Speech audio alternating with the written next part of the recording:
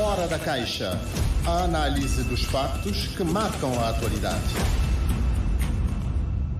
Uma vez mais, bom dia, seja bem-vindo. Estamos a começar o Fora da Caixa, a análise e o comentário dos temas que marcam a atualidade no país e além fronteiras. Sempre às quintas-feiras é com muito gosto que recebemos Madalena Neves. Madalena, estamos a começar um novo ano parlamentar, ou as sessões neste novo ano, 2024, com um debate com o Ministro da Administração Interna, e houve momentos nesse debate bastante acalorado, houve momentos, dizia eu, de ânimos exaltados. Aliás, o Presidente da Assembleia teve que suspender o debate por mais de 20 minutos. Isso não indicia nada de bom neste ano, que é um ano parlamentar. Bom dia.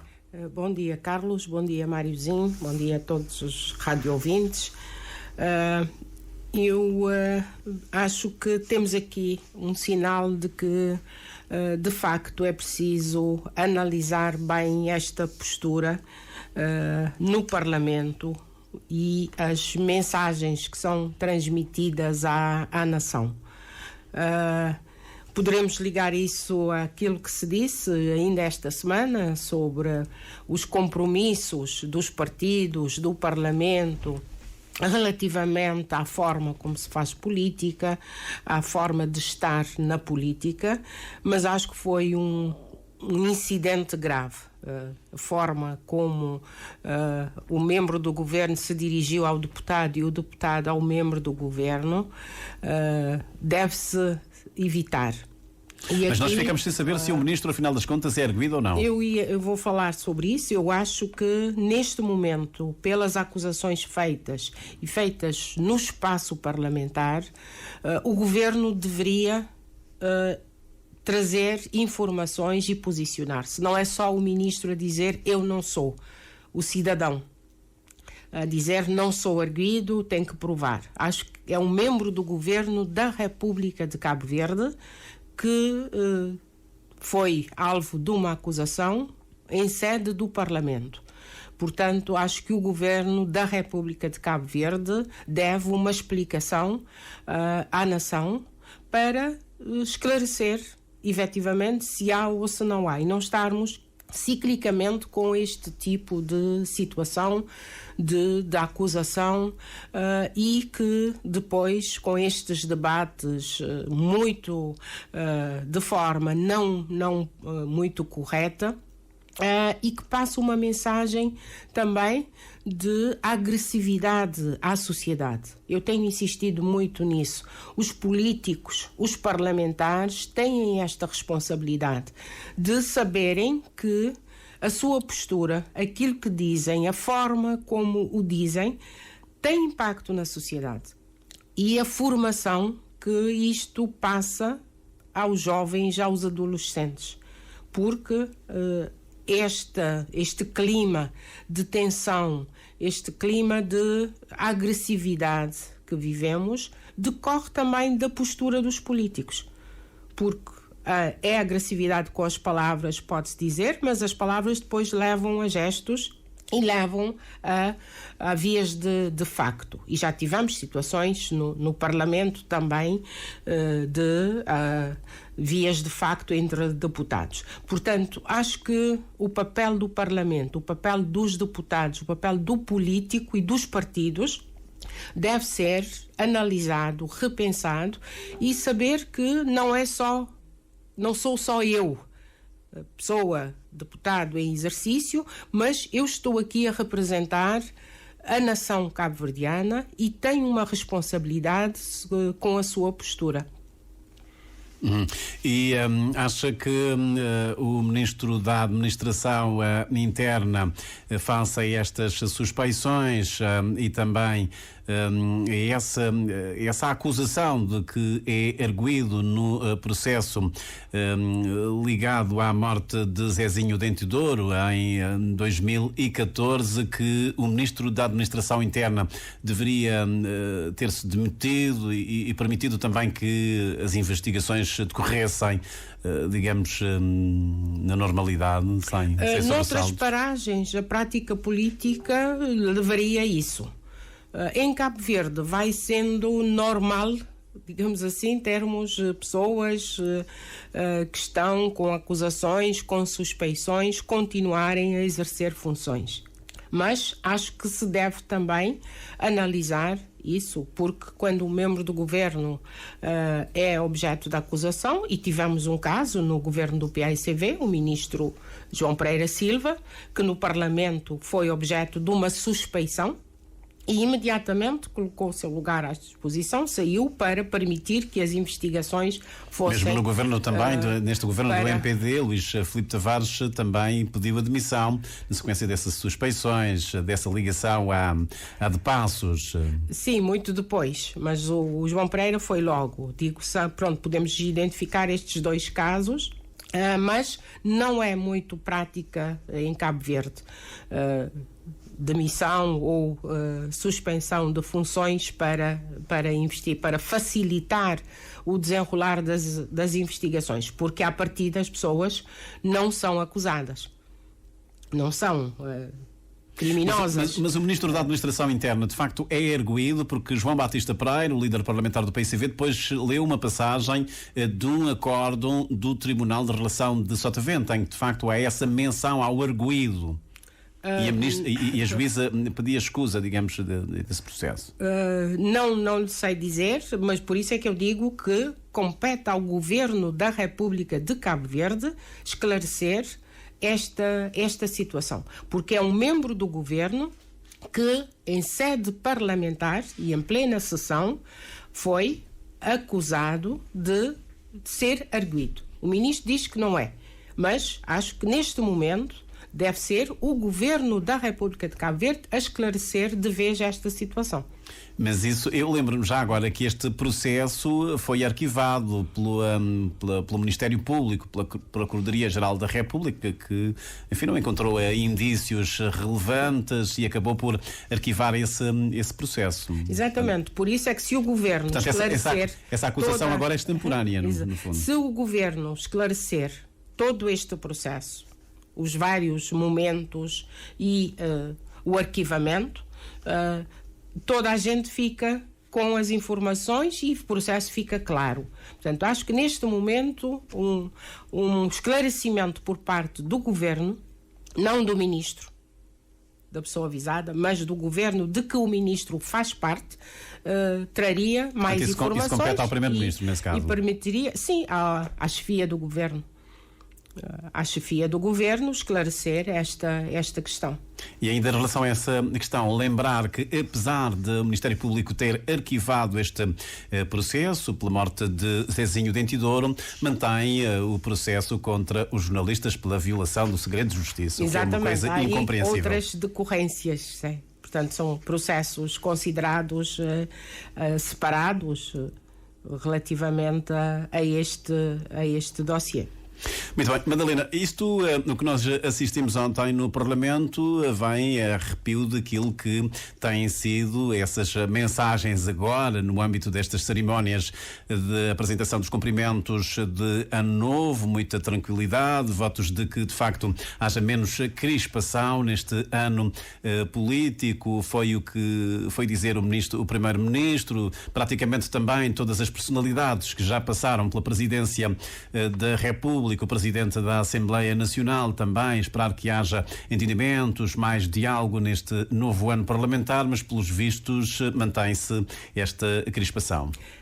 Efetivamente, assistimos durante esta semana e ainda continuam os cumprimentos de Ano Novo ao Presidente da República, mensagens no sentido e apelos também no sentido de maior tranquilidade, maior serenidade no exercício das atividades, da política em particular, de elevação do debate político, mas no primeiro momento em que se retoma a sessão parlamentar, temos aquilo que aconteceu ontem, que muito lamentável e condenável, se me permitem este atrevimento, porque a sociedade não pode ser agredida desta forma. E é uma agressão à sociedade. Esta forma como se não debate, porque não é um debate, é agressão de parte a parte.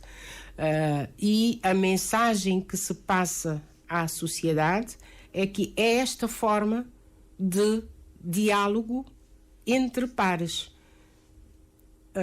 E ouvimos mensagens do presidente da Assembleia Nacional, dos deputados, dos grupos com representação parlamentar, de todas as entidades que durante esta semana estiveram na Presidência da República, como se fosse tudo normal. E depois temos esta incoerência na postura, porque palavras devem ser de conteúdo e devem corresponder à ação. Mas neste caso o que vemos é que não há correspondência entre aquilo que se diz e a prática política, particularmente.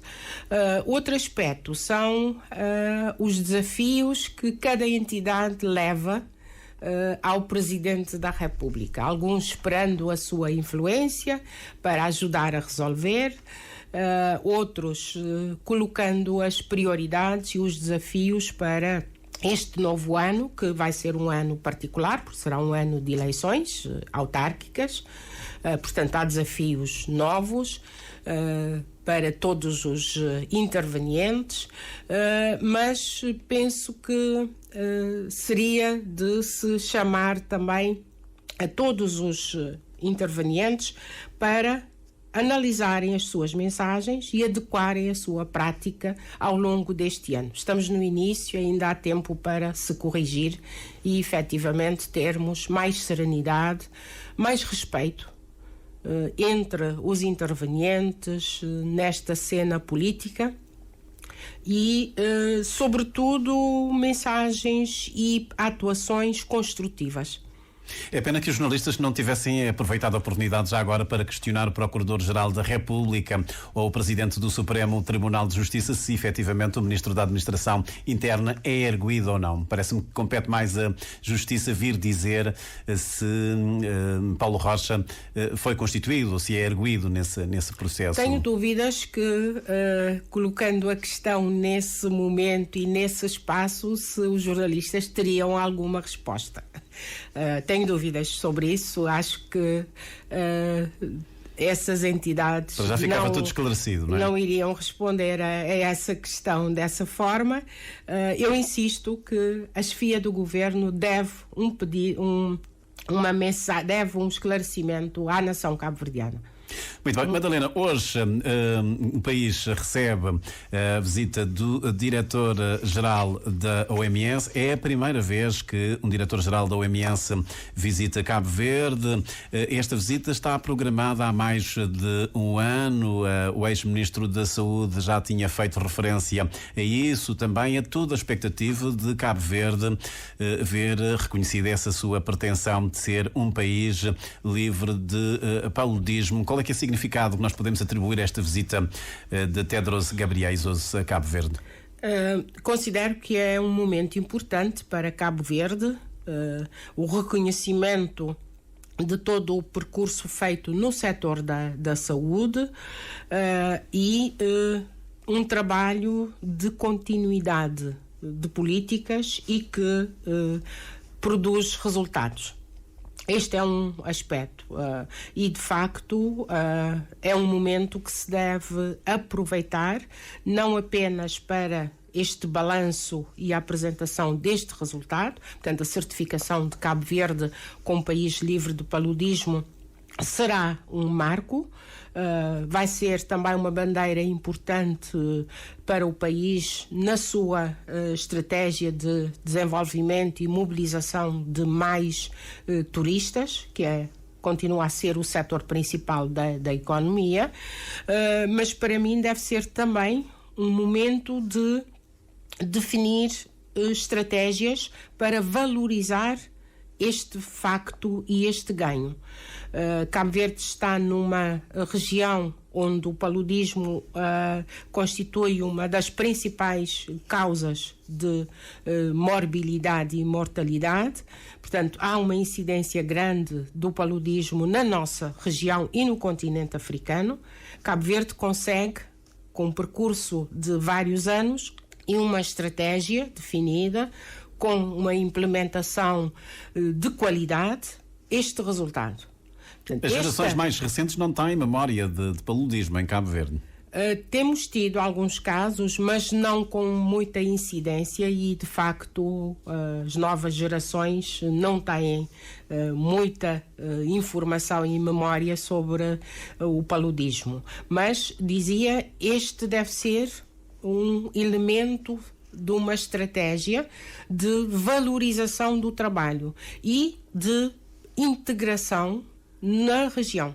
Cabo Verde tem uma experiência, conseguiu uma estratégia que produziu resultados, agora é capitalizar isso na sub-região, com, por exemplo, a capacidade de formação, a capacidade de organização local, comunitária e poder-se vender este produto.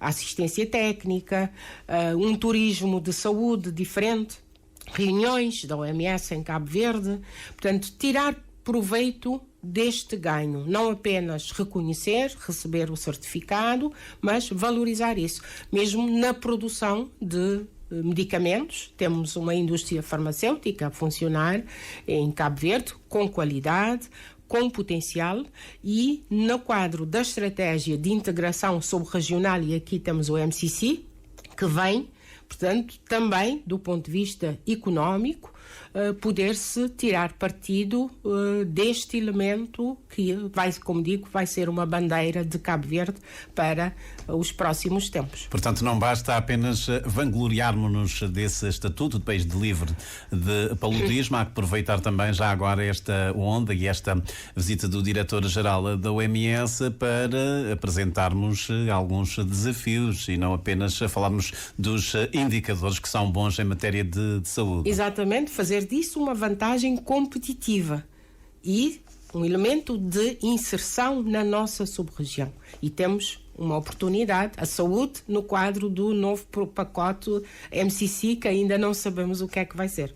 Muito bem, para além disso, para além do paludismo, também Cabo Verde, as autoridades cabo-verdianas deverão discutir com o diretor-geral da OMS essa possibilidade de eliminação da transmissão do VIH-Sida de mãe para filho, também essa meta de eliminar o SIDA ou a SIDA no horizonte de 2030, tuberculose em 2035, é um ano também de saúde mental em Cabo Verde. São algumas questões que parece-me que devem ser colocadas em cima da mesa. São muitos dossiês, mas, como digo, é uma oportunidade única para se poder, com a OMS, trabalhar a partir daqui uma estratégia para capitalizar estes ganhos, porque são áreas onde Cabo Verde também vem registando resultados positivos e indicadores de sucesso.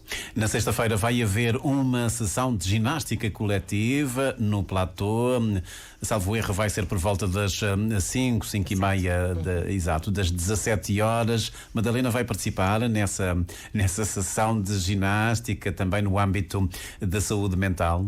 Exato, tenho intenções de participar. Acho que é um tema fundamental para a sociedade e convém mobilizar toda a sociedade cabo-verdiana, todas as comunidades, as organizações para este grande desafio. É um ano considerado o ano da saúde mental e as questões não apenas de se poder declarar este ano, mas as implicações para o sistema, para todos os intervenientes e particularmente as mudanças estruturais que deverão ser introduzidas no sistema de saúde, porque não apenas a intervenção a nível dos hospitais centrais, mas já nas comunidades, nos centros de saúde, a capacitação, porque temos ouvido que os recursos humanos são insuficientes e já tivemos a oportunidade de falar disso em outubro, no Dia da Saúde Mental. Portanto, as comunidades não estão preparadas, os centros de saúde não têm pessoal suficiente, e se vai fazer no atendimento primário, portanto, há mudanças estruturais e leva tempo para se conseguir preparar, formar, e tendo aqui o diretor-geral da OMS, é uma oportunidade também para discutir e analisar os programas para este reforço e esta mudança estrutural em todo o sistema de saúde. Hoje nós ouvimos a ex-ministra, a antiga ministra da Saúde, Cristina Fontes Lima, que dizia que devem ser retiradas aqui ilações deste processo de eliminação do paludismo. Portanto, há aqui uma continuidade em matéria de políticas públicas, porque a eliminação do paludismo não começou agora com este governo, portanto é uma espécie de corrida de estafeta, e que devia-se já agora tirar ilações para outras áreas, para que houvesse também continuidade em outras áreas da governação. O que é que acha? Eu concordo, e este é um dos problemas de Cabo Verde, porque há um corte nas políticas, nas medidas, e às vezes para se retomar lá onde se parou, mas perde-se um tempo enorme, e aquilo que nós não temos a nosso favor é o tempo. E vemos em muitas áreas perdas de dinâmicas e de resultados devido a esta perspectiva de cortar com aquilo que vem do passado, independentemente da adequação dessas políticas à realidade, do seu impacto, das dinâmicas criadas, e este pode ser um bom exemplo para outras áreas de políticas onde efetivamente a continuidade é fundamental para não perdermos dinâmicas e não colocarmos em causa resultados alcançados. E, sobretudo, tendo em conta que não estamos a perder em relação a outros países no que respeita à competitividade. Muito bem, e o mundo não para. Madalena, esta semana também o Governo apresentou aos parceiros de desenvolvimento o projeto para a criação do Fundo Climático e Ambiental. Lembro-me que em julho do ano passado os governos de Cabo Verde e de Portugal também assinaram, digamos, um protocolo. Portugal é o primeiro país que já investiu na criação desse Fundo Climático e Ambiental. Agora nós ouvimos o Ministro do Ambiente e Agricultura dizer que lá para março de 2024 este fundo estará criado. Parece-me que isto está a andar devagar. Digamos que ou é um dossiê muito complexo? Não sei se é de complexidade, mas a questão é que os anúncios em Cabo Verde funcionam muitas vezes como se a questão já estivesse resolvida. Quando há processos, há procedimentos, e nesta matéria do ambiente, eu tenho dito sempre que nós estamos a tratar a questão como se fosse algo muito de novo, que chega agora à agenda, quando não é. Não devemos perder de vista que Cabo Verde é um país do Sahel. Portanto, e como país saheliano, se analisarmos esta realidade concreta, teríamos as políticas e as medidas e os programas adaptados para esta nossa realidade. Mas não fazemos isso. E agora, como a questão das mudanças climáticas está a dominar a agenda pública nacional e internacional, então há esta concentração da atenção. Mas a questão do fundo e da mobilização de recursos, para mim, deve ser também trabalhada numa perspectiva mais abrangente. Não apenas com os parceiros internacionais, mas com todos os parceiros nacionais. Porque, e continuamos a ter estas afirmações de parceiros nacionais importantes, em particular as ONGs, que têm desempenhado um papel até no início de determinadas inovações, como a conversão da dívida, e que são deixadas de fora depois, na concretização, na apresentação de instrumentos. Portanto, é preciso ter-se em conta que a questão do clima, a questão do ambiente, é climático e ambiental, é uma questão transversal a toda a sociedade e deve-se mobilizar todos os parceiros, trazer todos aqueles que estão no local a trabalhar para as mudanças. Este processo, eu penso que vai ser ainda um bocadinho mais longo, porque neste momento fez-se uma primeira apresentação do diploma. Portanto, ter o diploma já aprovado em março, acho que este timing que não joga muito bem com aquilo que ainda é preciso fazer. Até porque o Ministro disse que ainda vai levar ao Parlamento a lei do clima, depois o regime da governança climática, portanto... São vários instrumentos e as etapas, parece-me, a mim, que serão um bocadinho mais longas do que aquilo que o Ministro diz. Eventualmente o Governo poderá apreciar, mas há etapas que devem ser cumpridas, particularmente o envolvimento da sociedade no seu todo. Seja como for, já temos 12 milhões de euros de Portugal, mais um complemento há tempos de 2 milhões, portanto já temos um encaixe para esse fundo de cerca de 14 milhões de euros. Sim, mas as necessidades são muito, muito elevadas e, sobretudo, se adotarmos esta perspectiva holística e global de abordagem das questões ambientais e climáticas. Temos algumas notas, queríamos ainda falar do 13 de janeiro, mas se calhar vamos aproveitar porque temos pouco tempo. Notas, acho que queria falar também da cultura. Na sexta-feira vamos ter o lançamento do novo livro do antropólogo Manuel Brito Semedo, Cabo Verde, Ilhas Crioulas, uma outra perspectiva sobre a construção da identidade deste povo, desta nação. Verdade, bom, parabéns ao Brito Semedo, mas eu queria era destacar alguns programas da rádio na área da cultura e que às vezes não se dá muita atenção. Só uma referência breve, são vários programas.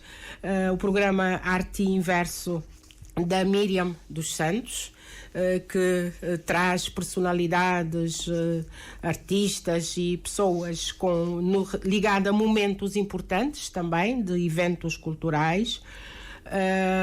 Os temas da música, do Bem-vindo Neves, que é um programa extraordinário, os temas que ele consegue inventar e trazer a público, por exemplo, a enxada, o ativismo na música, o azul, as mulheres, os ciúmes, portanto, coisas às vezes impensáveis. A música e poesia, na Hora do Lobo, do Luís Lobo, que está em Portugal, mas que mantém esta ligação, e também um programa com muita participação. A Vez do Compositor, do Moisés Évora, do Sal.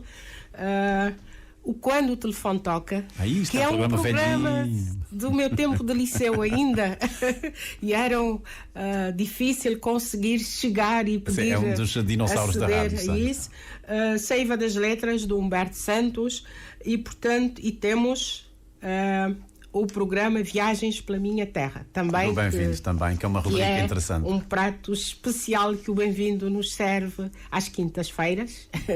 Portanto, queria destacar estes programas e dar os parabéns à Rádio de Cabo Verde por esta abordagem também à cultura e dar voz aos fazedores e promotores da cultura. Portanto, é serviço público. Madalena Neves, para a semana cá estaremos, se calhar para analisarmos o essencial dos discursos que vão ser proferidos na cerimónia, na sessão solene comemorativa do Dia da Liberdade e da Democracia, sábado.